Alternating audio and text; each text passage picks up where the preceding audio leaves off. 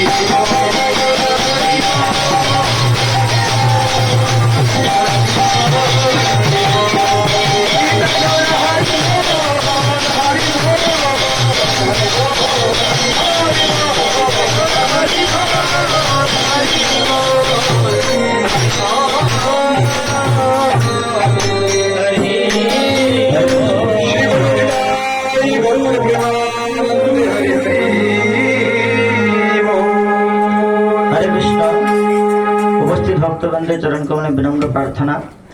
আমরা বিগত কল বলেছিলাম যে আমাদের এখানকার যে পাঠের তালিকা বা শ্রীপাঠ গোপীবল্লভপুরের পঞ্জিকা অনুসারে তাঁরা আজকে ব্রতের বিধান দিয়েছেন।